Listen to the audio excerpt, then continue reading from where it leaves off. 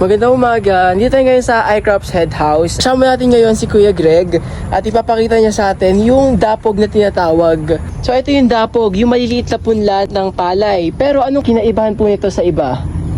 Ang dapog ay ginagamit siya doon sa mga hindi pohol infested field.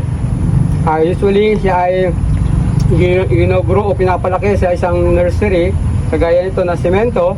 So naglalagay tayo ng manipis na layer ng putek bago tayo mag-sow o magpunla ng ating pre-germinated na rice seeds. Kaya pre-germinated, ibinabad muna siya ng 24 to 36 hours and then in-incubate ng another 24 to 36 hours incubation. Ano pong ibig sabihin ng incubation?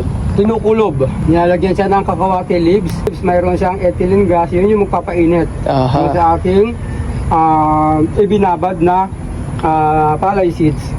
Okay. So after 24 to 36 hours ng incubation, isokso na natin o ilalagay natin siya sa punlaan. Ito po ang punlaan. Ito yung punlaan natin. So sa ngayon siya ay 12 days after sowing. Ito ay putik lang. Putik lang. Okay. Kaya pag makita nyo, hindi sa direct seeded. Ayan. Ang ganda. Buo yung kanyang Ang ganda ugat. Ugat po ito ano? Ugat dati yan. Yan guys, kung makikita ninyo, nagmukha siyang carpet grass. Ang ganda niya. So, pagkatapos nito, kailan o ilang days bago siya pwedeng itanim na sa pala? Actually siya ay 9 to 14 days, yun yung age niya kung saan pwede na natin siyang itanim sa ating bukid. Okay, ito po, ilang araw na ito? Ngayon siya ay 12. So, pwede na. Pwede na siya itanim.